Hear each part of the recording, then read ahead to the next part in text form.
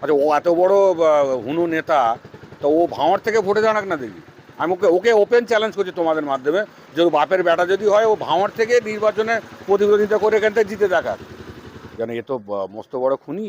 এর আগে মানিক পাইককে খুন করেছে, রাজ্জাক সর্দারকে খুন করেছে। ও জানে ভাঁড় যে কোনোভাবে 5-7টা খুন করতে, মার্ডার করতে হলেও, লাশ পড়লেও পড়বে, আমি ভাঁড় আপনাকে উপহার দেবো। তো অলরেডি তো শুরু করে দিয়েছে না, রাজ্জাককে করেছে, আরও এখনও 4-5টা আরও বাকি রয়েছে, তার মধ্যে আমি আছি, আরও কয়েকজন থাকবে। তো তার শেষ প্রক্রিয়া তো ও শুরু করে দিয়েছে, তো একটা মার্ডার করে তো শুরু করে দিয়েছে। এবং মমতা ব্যানার্জি যখন যার প্রয়োজন হয় তখন তাকে ইউজ করে। আমাদের একসময় প্রয়োজন ছিল, ইউজ করে নিয়েছে, এখন ওকে প্রয়োজন, ওকে ইউজ করছে। ও কদিন পরে বুঝবে। মিডিয়া এবং সোশ্যাল মিডিয়া দেখছি আপনি প্রাণনাশের আশঙ্কা করছেন, এই মর্মে আপনি থানা থেকে এফআইআর করেছেন, ডায়াল করেছেন। বিষয়টা যদি একটু বলেন। আমার কাছে গত কাল ফোন আসে।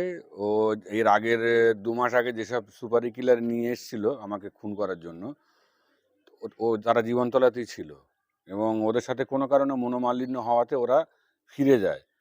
এবং গত 2 দিন আগে ফের ওখান থেকেই, ঘাটালের দাসপুর গ্রাম থেকে, ওখান থেকে 3জন শার্প শুটার ও নিয়ে আসে 1 কোটি টাকার বিনিময়ে। এবং তারা আমাকে সব পুরনো যারা যে টিমটা এসেছিল তাদের মধ্যে থেকে একজন আমাকে জানায়, এবং সেই রেকর্ডিংগুলো আমি আপনাদেরকে রেকর্ডিং দিয়েছি। ওই বেসিসে আমি থানায় এটা করেছি, কমপ্লেন করেছি, এটাকে ইনভেস্টিগেট করা হোক। যেন, এ তো মস্ত বড় খুনি। এর আগে মানিক পাইককে খুন করেছে, রাজ্জাক সর্দারকে খুন করেছে, রাজ্জাক খাঁকে করেছে, আরও অনেক খুনের নথি ওর আছে। ও বিভিন্ন রকম কায়দায় বেরিয়ে যায় প্রমাণের অভাবে।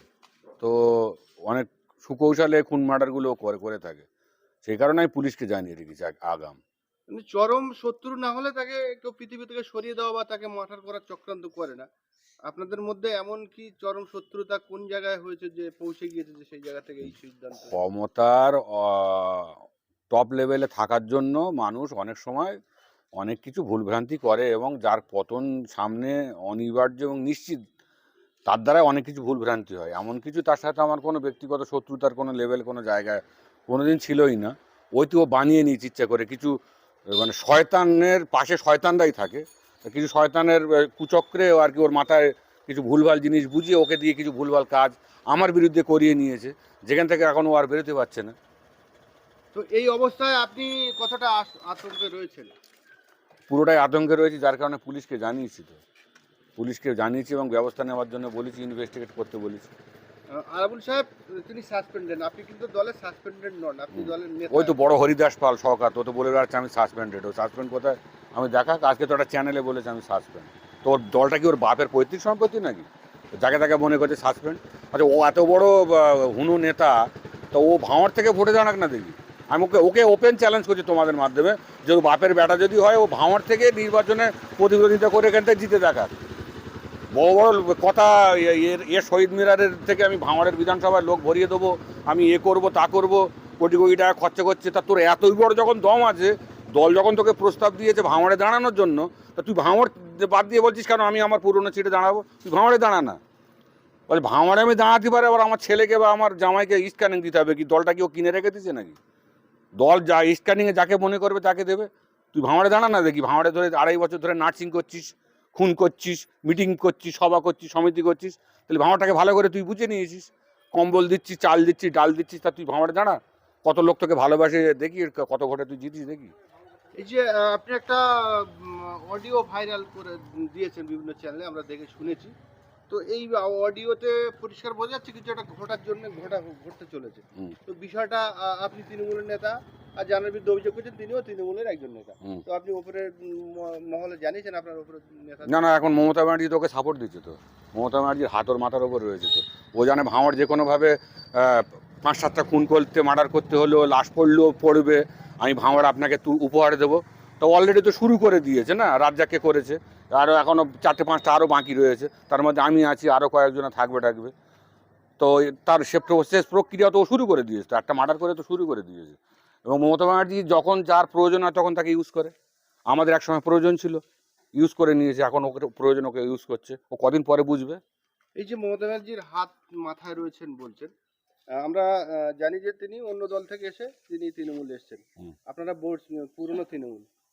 তো এই যে আপনাদের ব্যর্থতা নয় কি যে মমতা ব্যানার্জির হাত তৃণমূল অন্য দল থেকে এসে তার মাথায় চলে গেল, আপনাদের মাথা থেকে সরে গেল কেন? না না, আমাদের ব্যর্থতা নয়, আমাদের সততার ব্যর্থতা। ঠিক আছে, আর আমরা ওই ধরনের সিপিএমই কায়দায় হারমাতগিরি করে রাজনীতি করতে পারবো না। এখন 15 বছর এই দলটার ক্ষমতা হয়ে গিয়েছে, একটা অ্যান্টি ইনকামবেন্সি ফ্যাক্টর সবসময় কাজ করে গভর্নমেন্টের বিরুদ্ধে, এবং তার বিরুদ্ধে কিছু করতে গেলে একটু দমন পীড়নের ব্যবস্থা করতে হয়। সেই দমন পীড়নটা ওর দ্বারা হচ্ছে, আমাদের দ্বারা হবে না, যার কারণে আমরা পিছিয়ে হটে এসেছি। ও ফ্রন্টে এগিয়ে চলে গেছে, ওর করিশ্মা ওর কায়দা ও দেখিয়ে দিয়েছে। পঞ্চায়েত ভোটে এখানে 20-22টা মার্ডার করে দিয়েছে, দল ওকে পুরো সাপোর্ট দিয়ে দিয়েছে। আবার ফের লোকসভায় 40,000-এর মতো ভোটের লিড দিয়ে দিয়েছে, ও দেখিয়েছে, রেজাল্ট দেখিয়ে দিয়েছে। আর ওরই বেসিসে ও বলে দিচ্ছে যে আমি ভাঙড় জিতিয়ে দেবো, দল বিশ্বাস করছে ওর কথা। তাহলে কে আরাবুল সাইড হলো, কে কাইজে সাইড হলো, কিছু যায় আসে না। তুই বাবা তোর মতো চালিয়ে যা, আমাদের রেজাল্ট দরকার। তো আমরাও রেজাল্ট, এখানে ভাঙড়ের মানুষ একদম হাতে গরম রেজাল্ট নিয়ে বসে রয়েছে শওকত মোল্লা এবং তার টিমকে দেওয়ার জন্য। এই যে আপনি বলছেন যে আপনি আতঙ্ক প্রকাশ মানে আপনার প্যান্ডাসের আতঙ্ক রয়েছে, আপনি আশঙ্কা প্রকাশ করছেন। তো আপনি বিগত যে সরকার ছিল যার বিরুদ্ধে আপনাদের লড়াই করে তৃণমূলকে ক্ষমতা এনেছেন, সেই সময় এতটা আতঙ্কে ছিলেন কি আপনি? না না না, একদমই না। সিপিএমের বিরুদ্ধে আমরা লড়াই করি, সব ঠিক আছে, কিন্তু তারা ভয় ভূত নানান কিছু দেখেছে। আমি বাড়ি ছাড়াও হয়েছি, কিন্তু তাদের মধ্যেও একটা হলেও কিছু একটা কনফিডেন্স ছিল যে না এত দূর এত লেভেল অবধি যাবে বলে মনে হয় না। তারাও খুনি ছিল, তার খুনগুলো করতো কথা, শওকতের মতো লোক, আরও যারা রেজ্জাকের মতো যারা ছিল হারমাত, তারাই করতো। বা সময়ের সাথে ভেবেছি হয়তো বয়সের সাথে সময়ের সাথে শুধরে যাবে, যার কারণে 2011 দলে এসছে, আমাদেরকে সুপারিশ করতে বলেছিল, আমরাও করেছিলাম। এখন দেখেছি মস্ত বড় ভুল করেছি। এই যে আপনি বলছেন সুপারিশ করেছেন, তহুজুরও সুপারিশ হ্যাঁ, করেছেন, সেই সময় আমরা করেছিলাম, সেই সময় আমরা করতে, যাতে ওখানে দলটা তৃণমূল কংগ্রেস এস্টাবলিশড হয়, ওখানে দলের সেইভাবে সংগঠন নেই, ও যদি একটা এসে যদি ঠিকঠাক করতে পারে আরও দল শক্তিশালী হবে, এইসব নানান কিছু ভেবে করেছিলাম।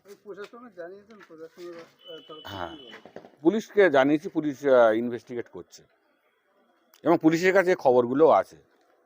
মানে এটা কলকাতা পুলিশ, তো খুব সহজে এরা ছাড়বে বলে মনে হয় না। সামনে নির্বাচন, যে কোনো দিন ইলেকশন কমিশন নির্বাচন ঘোষণা করে দিতে পারে। এইসব পঞ্চায়েতে ভাঙড় রক্তাক্ত হয়েছে, কতটা আতঙ্কে রয়েছে ভাঙড়ের মানুষ বা আপনারা? না না না, ও ভাঙড়ের মানুষের ও আতঙ্কগ্রস্ত করার চেষ্টা করছে, কিন্তু ওর মতো মানে শয়তানের কাছে ভাঙড়ের মানুষ মাথা নত করবে না।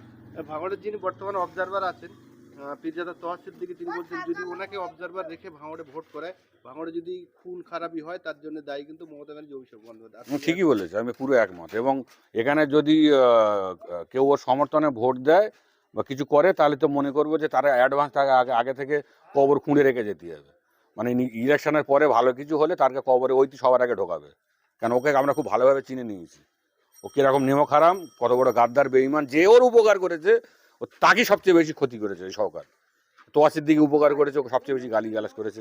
আমি উপকার করেছি, আমি তো অন ক্যামেরা ওপেন আপনাদের সামনে বলছি, ওকে আমি এক গাদা উপকার করে রেখে দিয়েছি, তার বিনিময়ে ওর থেকে আমি 4 আনা পয়সা নিইনি।